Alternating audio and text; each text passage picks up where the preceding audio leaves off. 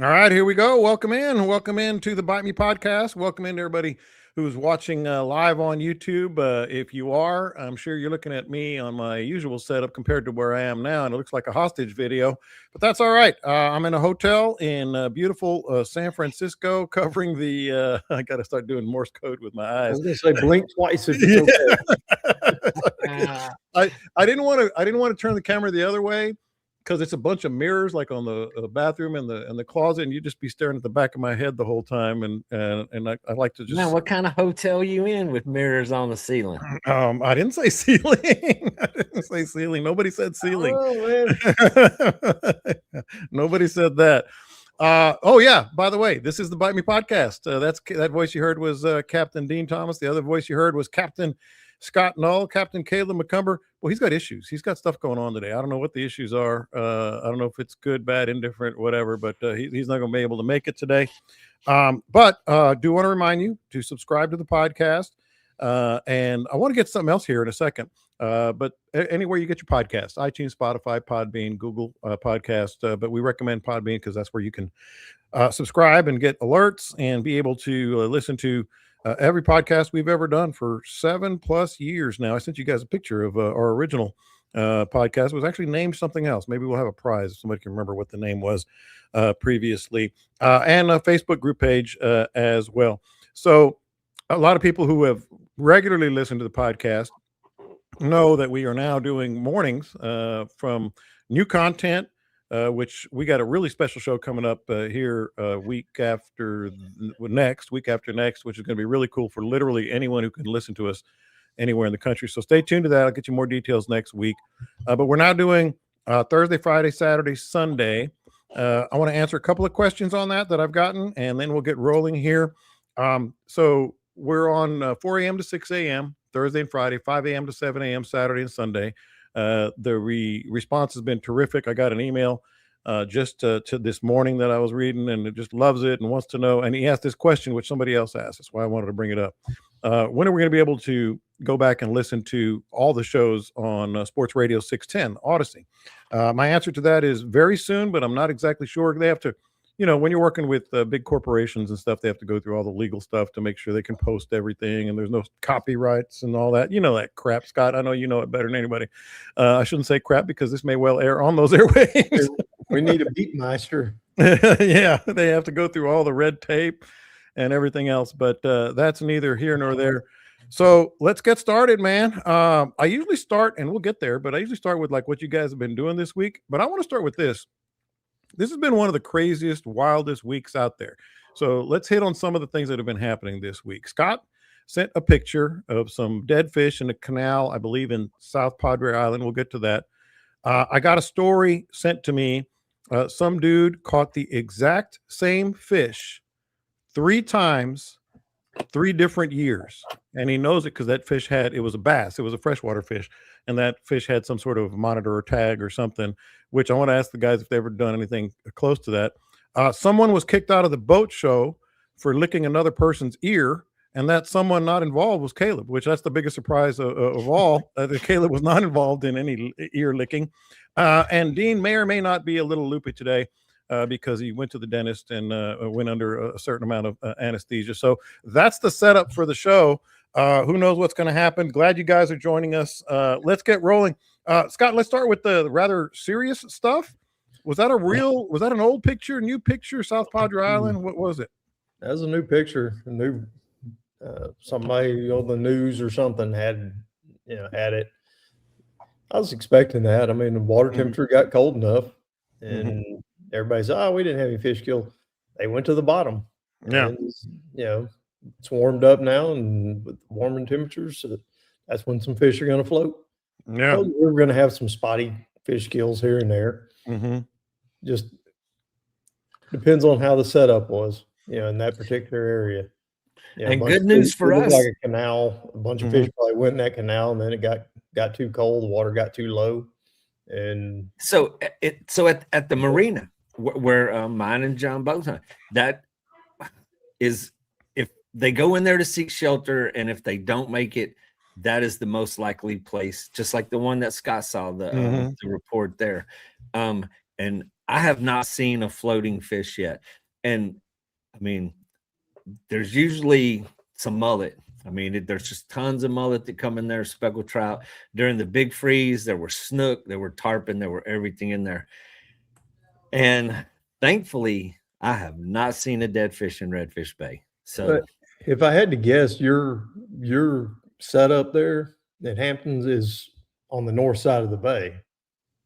So It is kind of northwest, right? yeah, but it's And- blocked. It's Yeah. blocked from that long fetch of cold Mhm. wind.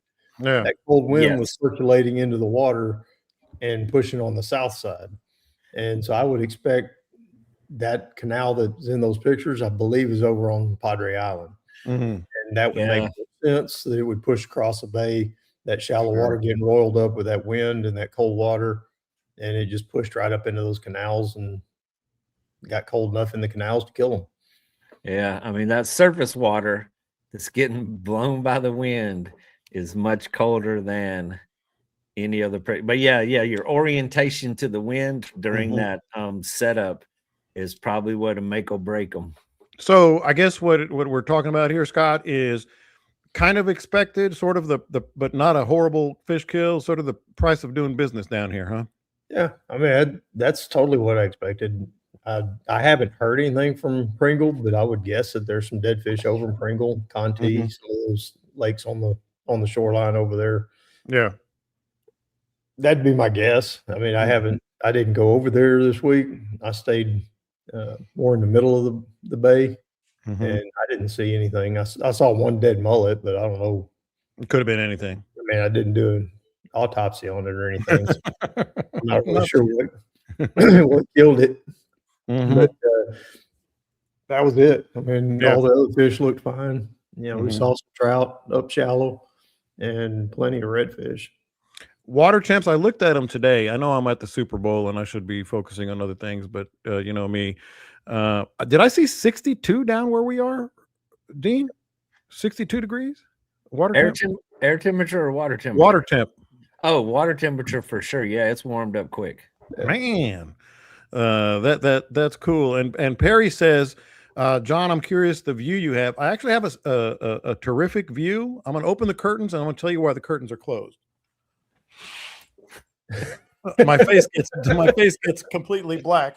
But yeah, I have a great view of the San Francisco sky. We're downtown, Radio Row. For those who don't know, my day job for the last 40 plus years has been covering sports, and this is my 16th Super Bowl that I've been able to come to, and a lot of interviews, a lot of cool people. You know, today was a very busy day. Wednesday and Thursday are the busiest days on radio. That's when all the celebrities show up. They're going to all the parties and stuff, and we've been able to interview some really famous people here and there. So it's kind of cool. But all leading up to the Super Bowl on Sunday. So I've been doing that a while. But all right, so I did want to ask you about this. It just was like a kind of a eyebrow raising moment. So there's a fella up in the Dallas area. I don't have the details because I just jotted down the note, so I don't know what body of water, but he's a bass fisherman, avid bass fisherman. So it doesn't necessarily pertain to this, but we can talk about it this way. So in 2023, he caught a largemouth bass, and I want to say it was like 6 or 7 pounds. 2025, he caught the exact same bass, and I'm guessing obviously he was fishing near the same area, maybe not. And it was like I want to say 8+ pounds, and he put it back, of course. And 2 weeks ago, he was fishing again in the same body of water, and this bass had some sort of tag or whatever it might have been, chip or something. He caught the same black bass, 3 different years, same fish, caught it 3 different times, the same guy. That to me is like, that's one of the most amazing accomplishments by sheer luck. 3 times. I've heard of some people. And so what do you know what body of water this was? I'll look at as y'all are talking about. Have y'all ever done anything similar to that? Yeah. No. Mm-hmm. I can't recall anything like that. Not years apart, but 1 week apart. Yeah. Well, actually, it was less than a week. It was like 2 or 3 days.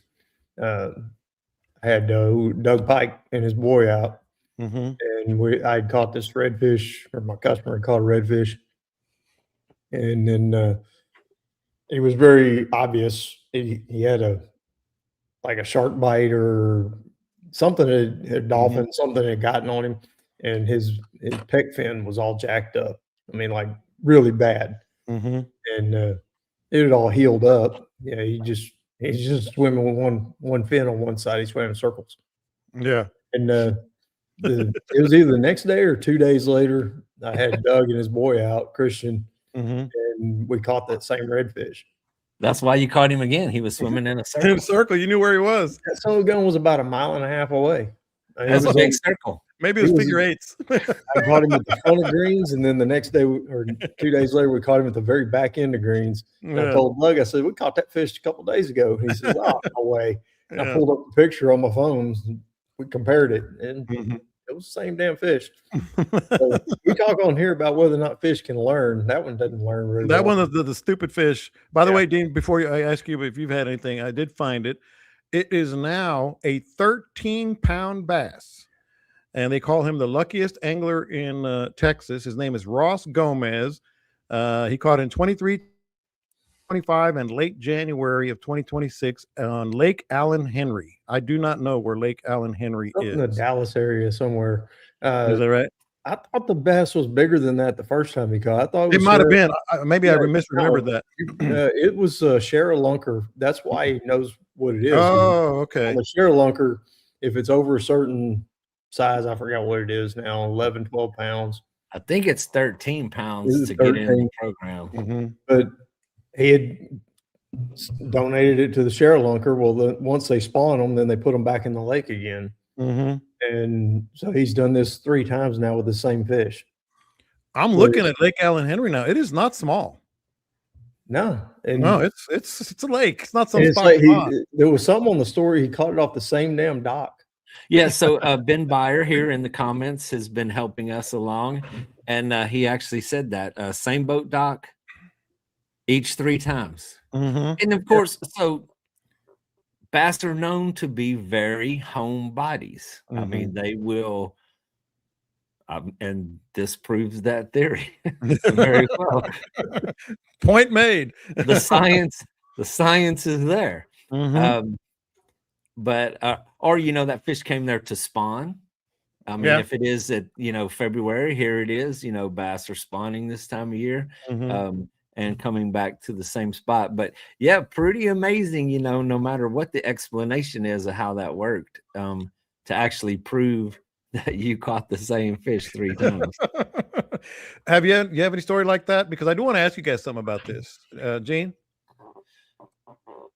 No? None that I can remember of duplicates of fish like that. I mean, no. Well, here's what I was going to ask you guys, because we may have caught, all 3 of us may have caught the same trout more than once and not known it, because they tend to, you don't really have that really distinctive, except for they all look alike. Yeah, they all look alike, which maybe we should be, canceled because we said that. But anyway, here's why I think it's possible. Big trout. And I was listening to something that we were talking about the other day. Caleb brought it up. Big trout tend to be caught oftentimes in the same big trout area. So you know what I'm saying? Like maybe we caught a 5-pound trout, and they're not schoolies anymore. So big trout tend to go back to whether it's spawning or whatever. I'm glad you brought that up, Dean. That maybe we have and didn't even know it. Well, that's a possibility. But they, I mean, speckled trout next to each other. I mean, that's unless they have it, like Scott said, man, had a bite out of them. So you probably caught the same redfish twice. Maybe caught the same redfish 10 times. If they stay on a flat, live on a flat, you're on them every day. And that just made me think. Those Louisiana redfish, I know we catch them multiple times. They're not real bright. But when I was going over there guiding on those big ones, we actually turned one loose one day. I mean, just caught it, got pictures of it. One of those big oversized bulls that are up shallow in the marsh over there in the winter. Turned it loose, watched it swim away, and just was cruising. So my guy says, I wonder if he'd eat again. And he threw at it, it ate again. I mean, same fly. Why didn't you bring this up when we were talking about last week? I guess it was about the baits, and they get was it lure shy and all that. Yeah. That guy was dummy. Yeah, I mean, this fish did not care. He's like, well, I tried it once. Yeah, that sucked. I wonder if Maybe it'll suck better this time. time. Yeah, no, it really wasn't better. Yeah, we're gonna get into what you guys were doing and certainly what's going on this week. But should I even be bringing up this whole someone licked someone else in the ear at the boat show thing? I mean, it's out there. It's been posted. She posted it. It's yes. It's public. All over the Yeah. place. I don't think we're breaking news on this one, but I mean, hilarious, entertaining, crazy. I mean, I've heard the comments that rolled through the post were all, I mean, that's high quality entertainment to hear so many opinions. But I mean, where do you even start with that? Well, okay, I'll start. Why that? Like, you know what? I'm flirting with this guy, whatever the story is. Nobody really knows for sure, I'm sure. But I'm gonna make my move. I think I'm gonna lick his ear. Like, that's the move. That's the move you make. I'm gonna lick someone's ear. and so as I read along with the story, I thought, so the Eskimos, they rub noses like their little Eskimo kisses. And she was from Eskimo, and I thought that licking the ear was maybe just the next step. Only Dean. I mean, she's from Alaska. You never know what they're doing up there. I mean, maybe it's like a standard thing in Alaska. It was misinterpreted. That's right. It was Alaska Adventures or something like that. Yeah. Or, the young lady was trying to make a sell. She traveled a long way to sell her metal art. And long way from home, man. What happens at the boat show stays at the boat show. Sometimes you got to do what you do to make a sell, man. But I mean, alcohol had to have been involved. I know your spidey sense probably flared up a little bit there, Scott. Well, yeah, I mean, it's a boat show, and they have those little coolers behind the curtain. Yeah. Yeah. Everybody has a little cooler, but they need some water. They need some water. Fishing show, all of them. Yeah. But then that's a lot of days you got to get through. Yeah. And then whoever the dude wants to go and get the chick, like, I don't know, he filed charges or sexual assault. Which is, I mean, come on, man. Just wipe your ear off and go on with your life. It's not that big of a deal. Oh, well, or just leave it at getting her thrown out. I think that's what he ultimately did, or somebody did. And even that's too much. Yeah, even that far. Yeah. Just say, hey, man, or not, whatever. And Caleb said he talked to the officers that escorted her out, and they were laughing about it. Yeah. I saw Caleb with a Q-tip. I'm just saying. But I mean, it's circumstantial. I guess the world that we live in now, that is grounds to get you removed. Hypersensitivity out there, you can't just lick an ear and move on with your life. Back in the old days, you could lick an ear and just move on with your life. You can lick more than that. What's happening to the people these days? The kids these days, you can't even lick an ear anymore. You can get all offended and you got to leave the house. I had a hunch this would be fun. That's why I wanted to bring it. But yeah, that's what I mean. I mean, there was like so many different angles of like trying to figure this out, I just wished I would have been there, see it. Yeah. Witness it. In all seriousness. Experience it. Wipe my ear. Yeah, I was going to get in line. In all seriousness, though, I did feel pretty bad for her ultimately because somebody made her make that apology, and she was probably just under the influence a little bit, got a little frisky, and licked somebody's ear. All right, well, man, and if you're hanging, so yes, if you spend enough time at those shows, oh man, wait till the doors close, in the evening. Yeah. Oh man, it was a whole lot of. Hey, that harassment sounds like going something on. we can talk about in the future because the fishing show's coming up. Oh yeah. Well, Yeah. don't leave early. If you want your ear licked. I'm just wondering if she's going to be at the fishing show. I have a hunch this is gonna have to be like the bet I for tell you what, if she's at the fishing show, that is going to be the most popular booth at the show. I even put it on one of the posts that was going on with it, and different people were saying, why would she even come on and do this? Why would she apologize? I was like, it was the best business move she ever made. Oh, hell yes. Oh, Hell yes. John says it all the time. Just get my name right. Just spell the name right. Just spell the name right. I don't care about the pub. I can guarantee you she's gotten more business in the past week than she's had in the last few months. Yeah. Everybody's If she's at the fishing show, I'm going to buy a fish from her. I'm going fishing in Alaska. And then I can tell everybody the story about this fish. And maybe I'll get my ear licked. Dean's going to be going, I'm sorry, what'd you say? What'd you say? Have his hand cupped behind his ear. I'm sorry. How much does that cost for that tarpon? How much is it? Yeah, this one, if she does show up at the fishing show, God help her. She's gonna get so much. If she has a good attitude, because we'll all be there. By the way, we should mention I believe February 20th, the Friday at noon, the Bite Me crew is going to be up there taking your questions about all kinds of stuff, I'm sure, and talking about fishing. So put that in your calendar. We'll be there Friday at noon. I can tell you what we're not going to be doing. Licking ears. We've seen where that ends. It doesn't end well. Although I guess privately we could make that whoever finishes last in the casting contest this year has to lick Scott's ear, or Scott has to lick Dean's ears. No, ain't gonna happen. Gonna happen.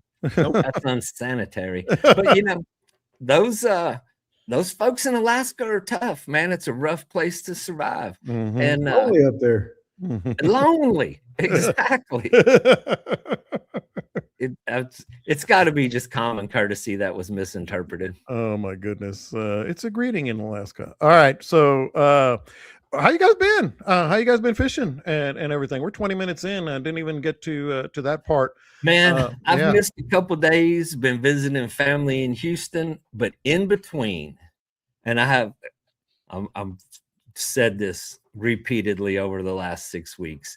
If you aren't fishing in January and February, timing it in between the cold fronts, you are missing the best fishing of the year. Mm-hmm. It was without a doubt the fewest people, low tides, fish piled up.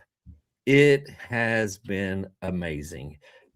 This weekend coming up, we got a great scenario again. Light winds, water temperatures coming up. Don't expect the tides to come up anytime soon. Mm-hmm. And it has had redfish. Speckled trout for me has not been as good as it's been in previous winters, but the reds have been way making up for that. That little lapse. But so it's amazing. What a cool thing about this time of year is you hit a spot, you fish, you check it out, you go to your next spot. Nobody's been there. Go to your third spot. Nobody's been there. Fourth spot.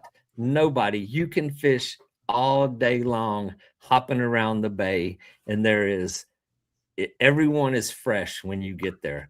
Nothing's been disturbed. There's just no people on the water. And it's post-holiday season.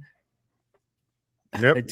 And for whatever reason, it's just not on people's minds to be out there. You get a slight boat traffic with the local folks that are here when the weather's just absolutely beautiful. It's just too nice to stay at home. But other than that, it is crazy, the opportunity for what you can see and what you can do at this time of year. Well, and Scott, that's the first topic I sent you guys yesterday. I said something about Happy February, and you brought this up earlier, and that's why I put it in there. Dean just mentioned the weather windows in the dead of winter. I mean that's the key thing. I mean, us weekday challenged might have a harder time, but if you can find that window, it's happening. And then the other thing I want you to talk about is Dean also mentioned low tides. From what I'm seeing, from sitting here in San Francisco, they are super low, super duper low. Yeah, I was out a couple times this week. It's as low as I can ever recall seeing it. I mean, there's stuff dry right now that I can't recall ever seeing dry. Yeah. And they're extreme lows. We had the cold fronts hitting right at the right moment, and we already have low tides this time of year. Yeah, that's just normal because of the position of the moon. Then we had a full moon on top of it, along with a northwest wind. So I mean, it can't help but go super low. Yeah. That was out there one day, and it was almost a -2 foot. And I've never seen that down there. yeah, it was like 1.89 or something like that at the bottom of it. Yeah. That's a low. I Yeah. mean, that's like a lot of ramps you can't hardly use because it's just not workable. But fishing center, I got to see things at the bottom of the ramp that I always wondered about. I was over there. I was like, man, every time the water's a little bit low, my trailer gets all crooked in this one spot, and I can't figure out exactly where that hole is. Well, you can now. Now you know. Yeah, you can see it. Yeah. What is it? Big old pothole. Yeah. And John, that little scuttled shrimp boat with what the engine block is left. Yeah. And it's crazy because I call it an engine block because I remember when it was actually a shrimp boat carcass and the drawworks and stuff were still there. It just looks like a hump of rock now. I mean, there's nothing you can tell there, but you have no concern with hitting that now because there's 30 feet of dirt before you get to it. I have never, so that little cut where that thing good. Don't drop. Yeah. Even the cut, the pass between Where we went through, those islands was absolutely dry. I mean, Caleb might still hit it. Yeah, if you just got to apply yourself. If you get going fast enough, he gets one of them super duper props he likes. Yeah, tell him. Yeah, and so, but flats like South Bay, Brown and Root, East Flats, and super flats over on St. Joe, they're not only dry, they're like a foot above the water. Man. It is so weird to pull up to those flats and look up to land that you run across most of the year. Yeah. So kind of narrows down the opportunities here. And that is why those fish are piled along those drop-offs. I mean, they have nowhere else to be. I mean, if you eliminate 50% of the real estate that they have available to them, I'm not stupid, but I'm not dumb either. You go where the water is, more than likely you're gonna find a fish. Yeah. Of all those flats, the ones you just mentioned, Ransom and all that, I'm sitting here when you said that, it probably is close to 50%, right? So you take pretty close. In Redfish Bay, it may even be more because Redfish Bay is so shallow, but that is all of Estes Flats. You know, if you drew a triangle from Rockport to Port Aransas to Ingleside, that entire triangle is considered Redfish Bay. All of it is very shallow flats, except for the channels that run through there. And then the edge of Corpus Christi Bay, which is, you know, that's where there's always going to be water. But you take, I mean, the flats that we normally fish on are what, 18 inches on high tide. You know, when you got 18 to 24 inches, man, you got a lot of water on those flats. And you take, that is going to be like 1.9, 1.7 even on the tide scale. And you go to a negative 1.9. Let's see, how Scott, do the math for me. How much does that add up to? Damn near 4. It's at corn up there. Let's put it that way. If you want to make it, call it 3 feet. You take 3 feet of water out of that bay, and what are you left with? Yeah, a lot of dirt. So you're targeting what, Scott? I mean, obviously the drop-offs of deeper holes. We've just been talking about that, but specifically channels, like the main channels, or? Well, there's a whole lot of shallow water. You know what most people would consider shallow water that we don't typically fish. You know. Because it's 3 or 4 feet deep and I can't see the fish on the bottom. in that. So I don't pull those areas. I found a whole new set of grass beds the other day. I mean, I've driven over them 1,000 times, never even knew there was grass there. Damn. And with the water that low, there was some beautiful grass beds down there. Kind of threw me off. I was a little surprised by that. Checking your GPS. Am I where I need to be? Yeah. I mean, I was bumping bottom in places I have never bumped bottom. Yeah. That I always kind of thought were a lot deeper than they actually were.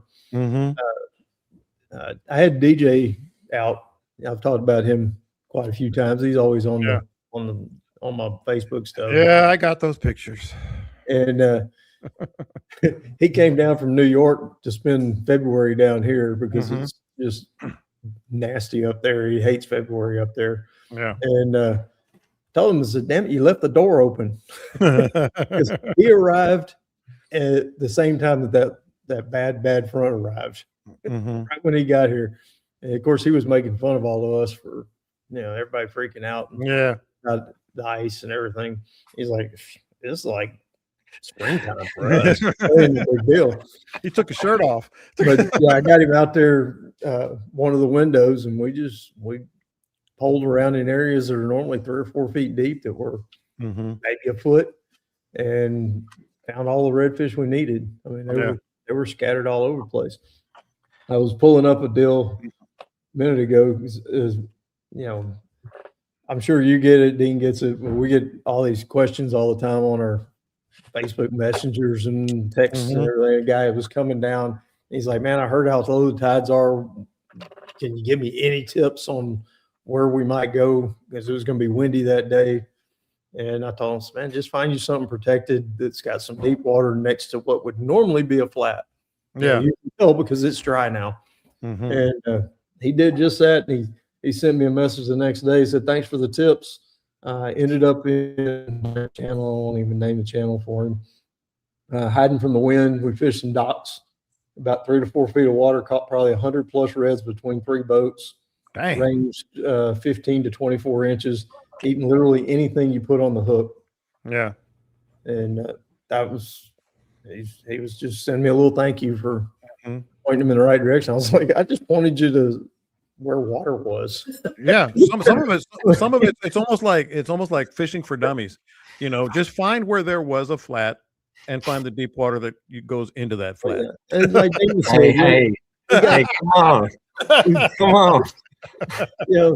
We've got all these big flats that we always fish, Yeah. and they always have fish on Mhm. those fish had to go somewhere. They're going to go to the closest place that's deep enough for them to get comfortable. So just drive around and look for those big open flats, and then somewhere near that is Dean's where they're getting at. mad now. Dean's getting mad. Hey, and of course, a super fan of the podcast, longtime friend of Scott and myself, John Cargis, who came out and fished with me. He's on right now with us, and he's our go-to reptile or just all things nature expert. And his story is amazing. I mean, the dude has done some incredible nature adventures, nature conservancy. I can't even name all the things that he's worked with. A biologist leading bird tours, animal tours all across the country. And so, but avid fisherman and huge fan of the podcast, came out and fished with me. And man, we pulled up. It was one of those days where when I stopped the boat, both sides of the boat just blew up, schools of reds all over us. man. And he was he was impressed. He was like having a good old time. And then John wants to call it fishing for dummies. That's where you were going with that. John Cargis is my guy. Whenever I'm doing the photo contests, I take pictures of stuff I have no idea what they are. Yeah. Sometimes it's like, it's pretty sure I know kind of what that is. Birds, reptiles, you name it, snakes, bugs, plants, whatever the hell it is, and I'll take it and I'll send it to John and go, what the hell is this? And within a minute, 2 minutes, I'm getting an answer back with the Latin name on it and all kind of good stuff. Yeah, he's like the Wikipedia of animals out there. But one other thing to have on call, I'll tell you that. But just to back up to what Scott was saying a minute ago about finding those grass beds, that is where, you would expect to be like during the rest of the year when we talk about fishing the flats and the edges of the flats. Whenever I say the edges are like 4 to 6 feet deep, well, you take 3 feet off of that and they become 2 to 3 feet deep. And plus, when the water temperature is really cold, our water has been crystal clear. So that is another thing. Even in that deeper water, you find isolated grass beds that are off of those drop-offs, where a lot of those places, as you go down those edges, it's just barren sand. I mean, there's hundreds of yards that are barren, empty sand. And when you're out there exploring in the wintertime with those low tides and that crystal clear water, you will find things in deeper water, not just the shallow stuff that's poking up, that is great to put a little reminder on to come back and try that thing later in the season. And those are spots that are not real obvious to most people. So when you find those grass beds that are out there, it's something that you can kind of exploit, that other people are not hitting it on a daily basis. And if there's fish that are living there, you got a good shot at some good fish that other people may be overlooking.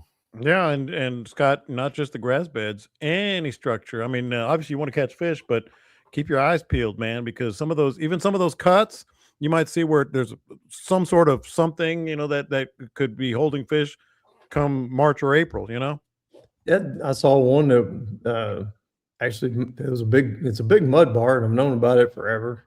But it had a little, almost like an elbow J hook that came out, and there was a little deeper water back behind that J hook, and it was maybe a foot deep. And we found a whole school of reds in there, and that was, it's something. I've been over that sandbar a bunch. Never really noticed that there was just, and we're only talking about, it was maybe 6 or 8 inches deeper, but it made a difference. There was another cut that leads into a flat that I go to all the time. And I've run that cut, I don't know how many times. And on shallow water, I know I got to be in this, I know where the mud bar starts over on the side where it gets real skinny. And I was always running through there up closer to the bank. Turns out over by the mud bar, right at the tip of it, there's a deeper channel right there, because where I would normally run was completely dry. Yeah. But there was still water going through that one little spot. And I was like, closer to the shoreline? A little bit out.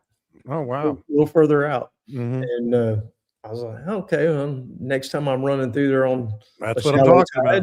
Yeah. I know exactly where I need to run now to make it through there.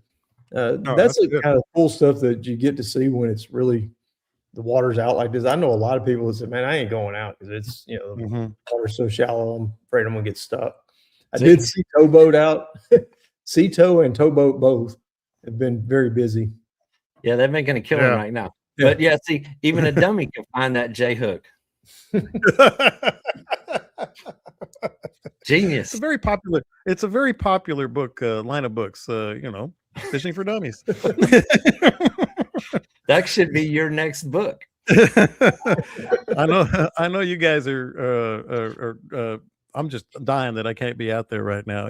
But I know it sounds weird coming from someone who's covering the Super Bowl. But and so so a minute ago you mentioned the weekday challenge. I forget which one is appropriate. But yes, the last 3 weekends, whenever you said on Wednesday or Thursday, I'm going.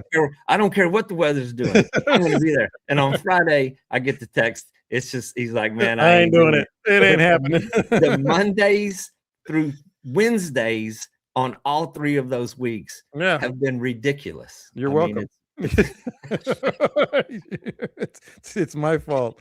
You're welcome. All right. So water temps, as I mentioned, 62 is what I saw this morning. But I was wondering. I just checked and saw 64.6. Damn. Port O'Connor. Dang. And the shallow flat will warm up even more. That's the channels, the deeper water is going to be colder, but these shallow flats that's getting the sunshine on them. And then when the sun shines on the mud, it warms up. Tide comes in as that water flows across that warm mud. It gets much warmer than the channels. Yeah. So they're later in the show we usually do the what would Scott do, what would Dean do. There's not going to be any use for that right now, today I should say, because you guys are kind of talking about it. So I want to kind of get into more specifics of fishing this time of year. People are conditioned, Scott. Oh, it's February. Got to really work the bait slow. Got to just drag it down across the bottom, and they like to wade fish and really work it slow. If you're looking at the water temps and you're looking at the deeper water, well, I don't want to answer for you, but I know what I'd be doing. I'd be doing the same dang thing I always do with my baits.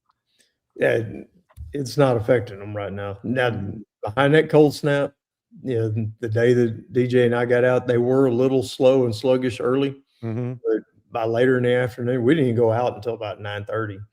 And then by later in the afternoon, we got some good eats. We're throwing the fly in there. That's all. DJ's all fly, 100%. Yeah. And when there was no hesitation in them. There was mullet moving around. There was finger mullet, big mullet. The dolphin were going crazy, pushing the edges. So there was fish all along the edges of the channels. Yeah. Dolphin were just tearing things up. Yeah. It's real easy for them too, Mm-hmm. everything's all compacted into whatever water's left. But I wouldn't change anything. Honestly, we were throwing fly, but soft plastic, plug, whatever you wanted to use would probably work just fine. The fish were hungry. It was like that guy that I gave the tip to. He said, whatever we threw in, we caught redfish. Mm-hmm. So go ahead. It'd be a good time to take a lure that you're not real confident with and go build some confidence with it right now. Mm-hmm. Yeah, that's true. Dean's tying lures as we're speaking. The one thing that I would add to that is everything has been subsurface. I mean, and I have been a little hard-headed, and where we found those schools of reds and thrown top waters across them, they're not coming up to hit that top water. I have not fooled one into that. And even when John and I were fishing, with all of those fish, the schools that we were seeing, they still were not that easy to catch. They were spooky. You had to go super slow. You had to creep up on that school and make a cast to them before they saw the boat. A good long cast, super slow on the troll motor, would get a hit. But if you ran up on that school and you could see them swimming all under the boat, just swarming, mud stirs everywhere, you were not going to get one of those fish to pick up a bait. But they would run 50 feet or 100 feet down the shoreline, and they would settle back down again. And then you put the effort into going a super slow approach and making a cast into them as they're sitting on those little. And I mean, what we have here in Redfish Bay, I mean, you'll hear Scott and like up in the marsh where you have legitimate drains, where there's a creek that comes from a lake, where it is a well-defined drain. Along the edges of the flats of Redfish Bay, there's just indentions.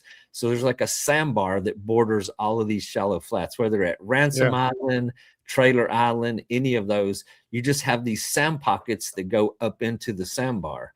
And they tend to gather in those sand pockets along those edges. So as you move along slow, when you get within range, you want to throw at every mini drain, if you want to call it that. It's just not like a long creek drain that's draining, but it is definitely an indention where when water runs off those flats, it carves out a little hole. Yeah. Scott, is there in your mind or just in general a magic temperature when all right, we need to slow things down here with the presentation and such? I just watch what the bait fish are doing. So what we're looking at on temperatures, that's at one station. And like here, it's at the end of the little jetties and out at the big jetties. That's totally different from the flats. Like Dean was saying, that shallow water warms up a lot faster and the bait fish react to it. I just watch whatever the bait fish are doing. If they're not showing at all this time of year, then I'm going to slow it down. That tells me that the bait fish aren't very active. And that's my clue to slow it down. If I'm seeing bait fish and they're up moving around and those mullet this week, they weren't going at all. They looked just like normal. And when we did catch the reds that we did catch, every one of them buzzed out. I mean, took off, peeling drag. Yeah. One of them, the biggest one that we got, he got, I don't know if he got into the backing or not, but it was pretty damn close. And that's, and he hooked it right next to the boat. That's 110 feet of fly line. Yeah. And that fish was not slowing down. They're fired up. The water temperature's in the 60s. Everything's fine. That day it was probably mid 50s at the markers, but where we were, it was probably 4, 5, 10 degrees warmer than that. So, how about you, Dean? You catching them regular, just as well? To the original question of what is the magic number of temperature wise, I don't think there's actually a magic number, but it is when temperatures have stabilized. You don't want a drastic drop. I mean, when it's drastically dropping, you're not going to be out there anyway, because the wind's going to be blowing 30 miles an hour, right. And it's going to be tough. And then the very first day behind that, when that water temperature does drop, those fish are going to be hard to catch. But you give it 2 or 3, and if you make it to the 4th day of consistent temperature, even when it was in the low 50s, I mean, I never really saw it lower than 52 or 53 degrees. So once it stays at that temperature for 3 or 4 days, those fish are good. And the fish that we were hooking, even though it was 52, 55 degree water temperature, they were feisty. They were strong. Just like Scott said, I mean, they would peel some drag just because they've become acclimated to that temperature. It's time to eat again, and they're full of energy at that point. So I don't think there's, like you say, that this temperature is when it happens. It is the timing behind the temperature changes. And trout too, Scott?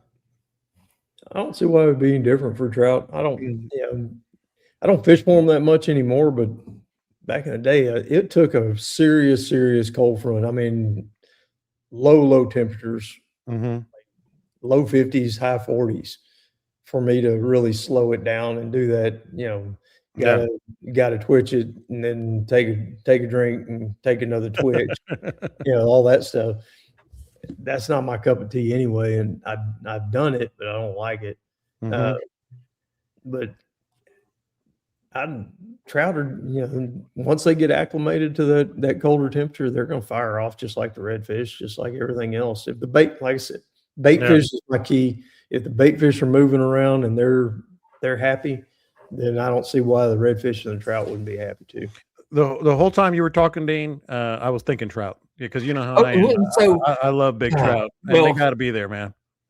Historically, at this time of year, I am catching more speckled trout than redfish, which just goes to show, I don't care how smart you think you are or what you think you know, the fish are going to do what they're going to do. This year, the past 2 months have been very difficult for speckled trout for me. They're waiting for me. It could be. Maybe you're the missing link. They're looking at each other going, no, not yet, not this guy. At this time of year, we're catching more speckled trout, and then a redfish is mixed in, but it has been exactly the opposite. Now, we have seen some really big speckled trout. We've seen speckled trout 25 to 28 inches cruising on the fringes of those reds. Have not got any of them to eat. But once you see that fish has already seen you also. Well, if you're in the boat, if you're on the tow motor and you're moving and you see that fish has been aware of you since way before you saw it. But to see them and know they're in the vicinity and not be able to get them to bite, or not even catch one as a byproduct of everything else, has really just been a mystery to me over the last couple of weeks. Tell them I'll be there in a little bit. A whole lot of the trout guys that I'm friends with on Facebook, they're posting some big fish. There was one the other day, just over 10 pounds. One of the guys got down toward the Baffin. I mean, it's that time of year. when the big fish are gonna eat if that's what you want to go do. And there's a whole lot of February left too. Yeah. Go stand in one place and chunk and get that one big bite. Use big baits and get your big one. Yeah. And y'all know that patience is not one of my finer virtues. We do know that. So of all your fine virtues, the list is long. Patience is not one. And so I'm looking forward to it. Although we're going to Costa Rica the week 9 days, man. Yeah, man, 10 days, 11. I don't know. It's in about a week and a half, man. I got to get me a tuna. Today, I know that's a big ask. The temperature in Costa Rica was 53 degrees today. Wow. Yes.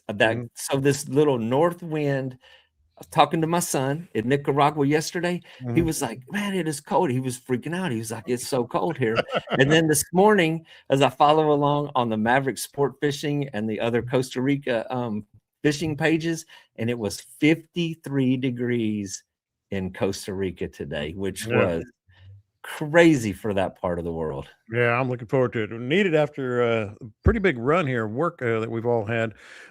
Okay, so I want to bring something on the air before we get out of here that we talked about off the air, because we have so many listeners, obviously a lot of cut from the same cloth that we are, but a lot with families and children and grandchildren and maybe want to just get their kids and grandkids on some fish, which means bait, which means cut mullet, shrimp.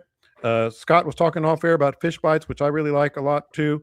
So I want to kind of, because I'm just going to fall on the sword. I haven't thrown, cut mullet or cut bait for fish in a long time, but now I got a 3-year-old granddaughter, and she always wants to quote, "go fast on the boat with Hawpaw." So I want to take her maybe in the springtime or March or something like that to catch some fish, which means bait, dead bait. And you guys, we've all done it, but we haven't really talked about it a lot, Scott.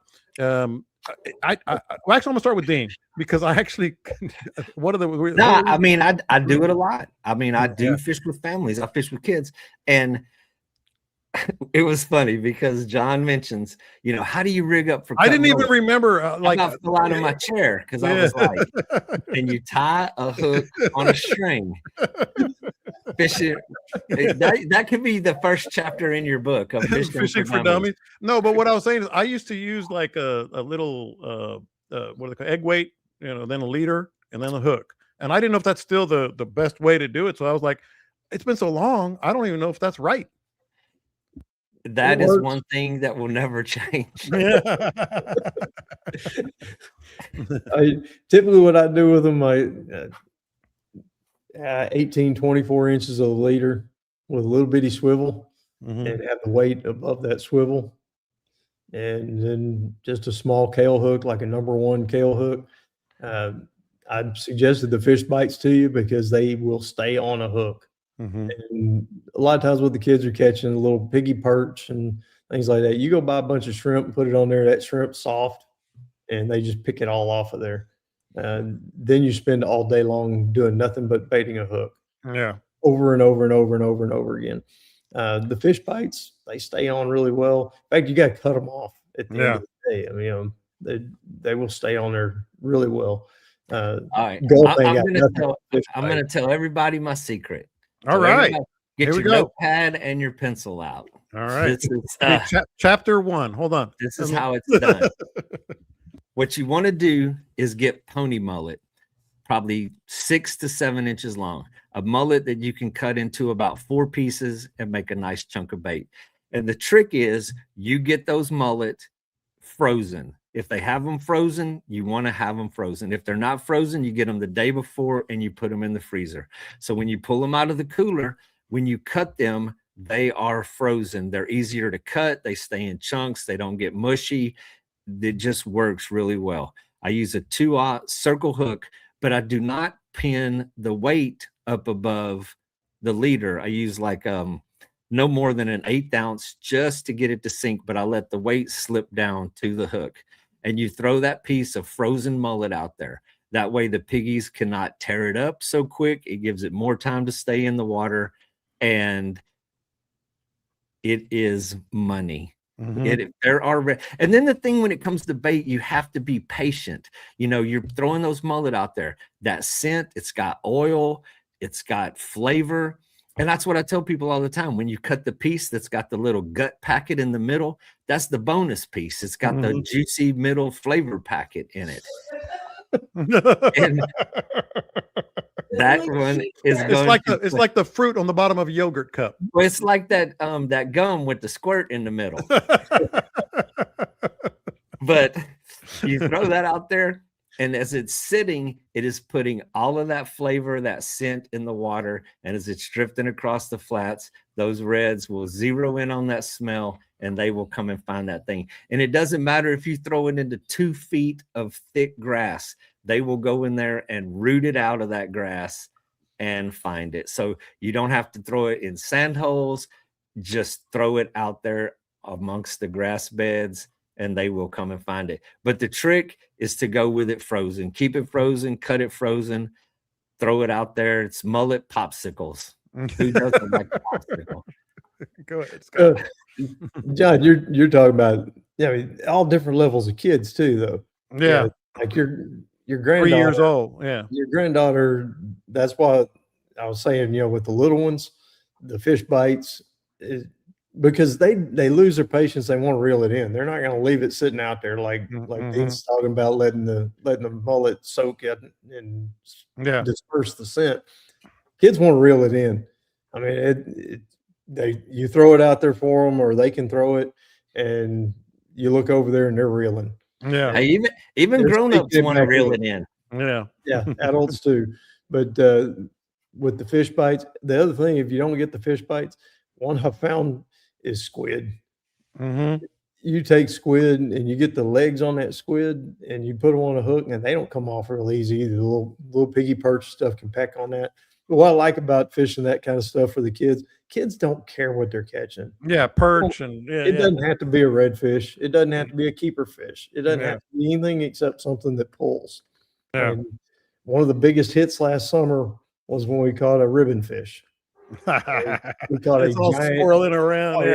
I mean, 2.5, 3 foot long ribbon fish, big one, and get to show them the teeth. And that's the other thing, know your fish, know your biology of the fish, and take your time and show it to the kids. Show them the teeth, show them the crushers on redfish. They get all into all that stuff. And, a lot of times as adults, it's like, oh yeah, well, we caught a piggy perch, and you just grab it, you unhook it, you chunk it back in. Kids want to look at it. They want to, touch it. Yeah. See, you let them put their finger in there when you show them crushers on the redfish.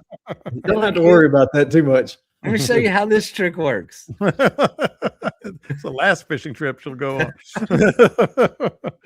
Well, wait a minute. So there's one thing that we've got to bring up that goes on this subject, which I mentioned to you guys last week, which I know it is wildly successful, is a gulp.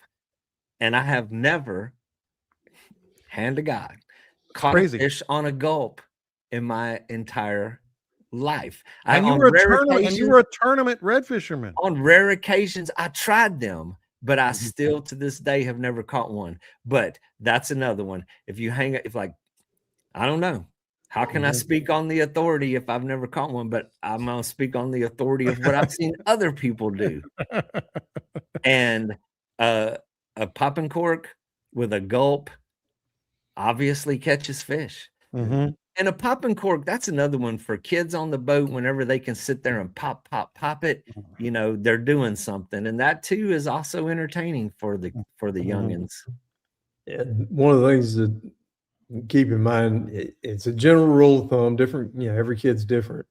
But basically about 15-20 minutes per year is about what you're going to get out of them.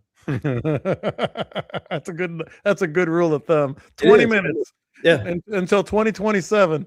Well, I mean, I know Dean's, math challenge and all, but you get you a 5-year-old, you got maybe an hour and a half. And then it's crazy because you get those kids, even like with mullet, and you get them hooked up on a big red. the dad is way more excited than the child. Oh yeah. In my case, Grandpa will be, because she's asking, and that's a cool thing. Like I took her on I guess it was during the feeding frenzy in September. I took her on a boat ride. We went to the island, and then she caught a hardhead off the back of the dock at their place. And at least once a week since, go real fast on Hawpaw's boat, go fishing on Hawpaw's boat. So I got to do it. I mean, it's like it's non-negotiable. I mean, it's You'd like be a bad grandpa if you don't make that. I know that is a non-negotiable item. So, all right. So I mentioned we really don't have to do too much with what would Scott do, what would Dean do here this week. But I do want to talk about I know people are wondering about the weather, Friday, Saturday, Sunday. Winds are going to be a little squirrely in terms of direction, but what are you seeing, Scott? It looks good. For, let's see, Thursday, Friday, Saturday. Saturday looks great. Yeah, Saturday does look good. Miles an hour, sunshine, temperatures in the 60s, the low of 60, high of 64. That all looks really good. Sunday's really good too. This is the first time there's been a weekend where you could actually fish. Yeah, and I'm gonna be flying back, of course. But there's some big game going on or something. I'm not really sure what that's about. But yeah, I mean, get out there and hit it, because the tides are still going to be low. The fish are going to be hanging out. We don't have any real cold. There's a little front coming the next day or two. Change wind directions, but it's not going to drop water temperatures. So we're still going to have temperatures in the 60s on the water. And I would guess that the water levels aren't going to come back a great deal between time of year and then the little bit of a front we're getting. So find those spots adjacent to what would normally be a flat that is a mud flat right now. The fishing for dummy spots. Yeah, fishing for dummies. And find those. I mean, when we always talk about drop-offs, right now is when you can go find your drop-offs. Yeah. You know, when we're saying, hey, during the middle of the summer, we're saying, oh yeah, the fish are up shallow early, but then they head for the drop-offs. Right now is when you can go out there and figure out where those drop-offs are. Yeah. And, bookmark them. So, Dean, we know the spots. We know the tide's out. Anything to add in terms of wind direction, what you would do? It's going to be a little different down south. Well, and so I know you're out in San Fran living your alternate life when you're not fishing. I know fishing is your main thing, and it really is. Sports is like your secondary gig, your backup plan. I don't know if it's a good thing to say alternate lifestyle out there. This is true. You said it, not me. Yeah. Well, we don't really know what you're doing in the evening while you're out there. That's right. I noticed ears. The text line gets quiet after dark over there with you. But this would be a good weekend for Grandpa to get out there and go fast. But I don't expect the conditions to change. I mean, it's windy, it's blowing today. Like it's gusting pretty good. But the weekend is going to settle down. The tide may, with the wind the way it's blowing from the south, it may creep in a little bit, but it's not going to be so drastic that it really changes what's going on. It's not going to fill up those, it's not going to flood those flats where those fish move. So February is the time to get it on. Yeah, you're telling me. All right, boys. Who you got in the Super Bowl? Seattle. I like them Seagulls. Yeah, that's right. You got to go with the Seagulls. Yeah. From what I saw from the season, I don't see how it could be anything but them. Yeah, I'm still mad that the Texans aren't there. That's a whole different. That's my alternate life. The only thing about the Texans being there is I'm afraid they would have gotten embarrassed by them. Yeah, they might have. Well, shit, they got embarrassed in the second round. Exactly. All right. So as I always say, all I care about is that my squares hit. Yes, it's that time. it's squares time. It is squares time. But I always remind people, Caleb's not here, but be sure to book him. You can reach out during on the Facebook group page. Captain Dean, you're going to have a blast. Captain Scott, you're going to have a blast. Stories are endless. Lessons are endless. We're getting texts already. They really appreciate the kid talk. The kid talk. Camille, you look like you got something here. You got something you want to promote? You want to talk about? No, not really. I'm going to Mexico. You're going to Mexico. You're just being friendly is all you're doing. I Yeah. will be Escondido. Oh, wow. That's the good Mexico there. That's the good spots. All right, boys. Anything to add? You got anything coming up? No, just call me. Nope. Let's go fishing, man. A lot of days open. People are, I hear that all the time. I was going to call you, but I knew you were booked. Yeah. Call me. Yeah. Call me. That's a common refrain around all the time is, man, I just figured you'd be booked. The other one I get is, well, I don't fly fish, but I'd really like to fish with you. I've said it on here 1,000 times, I think. Come on, let's get some mullet. Let's go. That's right. Get your kids, grandkids. I do probably 75-80% of my fishing is conventional gear. Yeah. I mean, fly fishermen, there's just not that many of them. You can't make a man. I got mullet in the freezer right now. There we go. I got mullet frozen. Get your kids. Give Dean a call. Ready to roll. That's right. Put a jacket on that little whippersnapper and let's go bend a rod. That's right. All right, boys. Fun show as always. You guys are always the best. I'm glad everybody can join us here live. If you can't, just subscribe to the podcast. We'll post it about 6 o'clock tonight, 4 o'clock San Francisco time. And you guys have a great week, great weekend. Catch them up. We'll talk to you next time. Go lick some ears.